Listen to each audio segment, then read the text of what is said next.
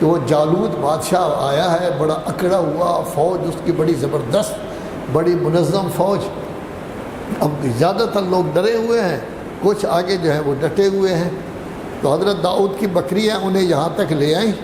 تو بکریوں کے پرانے زمانے میں، آج کل تو نہیں پتہ، ایک رسی ہوتی تھی، اس میں اتنی سی جگہ بنا کے اس میں پتھر رکھ دیتے تھے، پھر اس کو گھما کے زور سے مارتے تو وہ درختوں سے ٹکراتی تو آواز آتی باقاعدہ، بکریاں بھی ڈر جاتی تو اس کی بات مان جاتی تھی۔ وہی اس نے رکھا پتھر چھوٹا سا، اس کو گھما کے مارا تو جالوت کے اس جگہ لگا، وہی فنار ہو گیا، ان کو فتح حاصل ہو گئی۔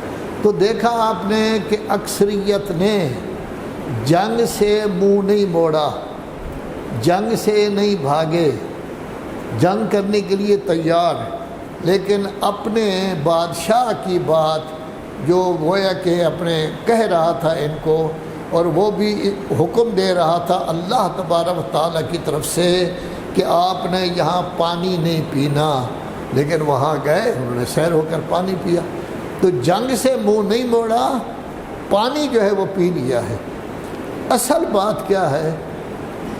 جبن اور شجاعت کا، اگر آپ نے اور ہم نے، کیونکہ ہم جنگ کرنے کے لیے تو نہیں جا رہے، گھر میں بیٹھے ہیں، ایک جگہ بیٹھے ہیں، آپ ماشاءاللہ نیک ہیں، مقدس ہیں، نمازی ہیں، اگر اپنے اندر ہم دیکھنا چاہیں کہ آیا بہادری ہے یا ہم میں بزدلی پائی جاتی ہے، اس کا دار و مدار اس پر ہے کہ آیا ہمیں اپنی زبان پر کنٹرول ہے۔ جب ہم نے کوئی بات کرنی ہوتی ہے تو ہمیں اپنی زبان پر کنٹرول ہے یا نہیں؟ ہماری سوچ اگر صحیح نہیں، آیا اس سوچ پر ہماری کنٹرول ہے کہ ہم اس کو ظاہر نہ کریں؟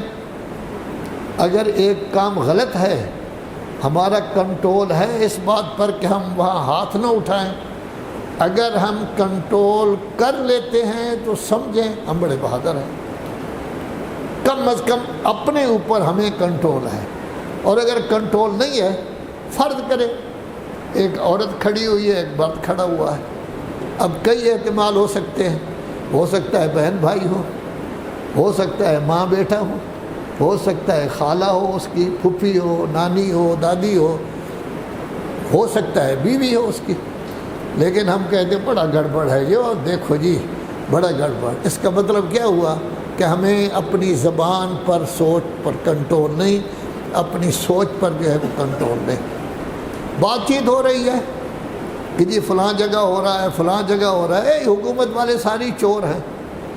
ظاہر ہے کہ جب ہم فتویٰ لگاتے ہیں حکومت والے سارے چور ہیں، یہ تو غلط ہے، سارا کبھی چور نہیں ہوتا، کچھ چور ہوتے ہیں، کچھ نہیں ہوتے۔ تو اگر ہم یہ کہتے ہیں تو گویا اس کا مطلب یہ ہے کہ ہمارا اپنی زبان پر کنٹرول نہیں، ہم کسی پر بہتان باندھتے ہیں۔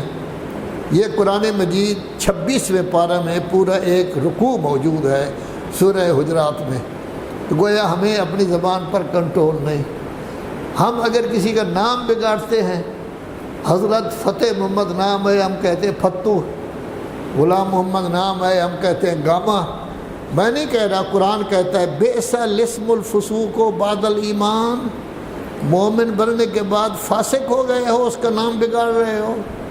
ہم تو بگاڑتے ہیں، یعنی شریعت قرآن یہ کہہ رہا ہے کہ یہ بگاڑنا، اس کا مطلب کیا ہے کہ ہمیں اپنے مال پر کنٹرول نہیں۔ ہم یہاں بیٹھے ہوئے ہیں، فرض کرو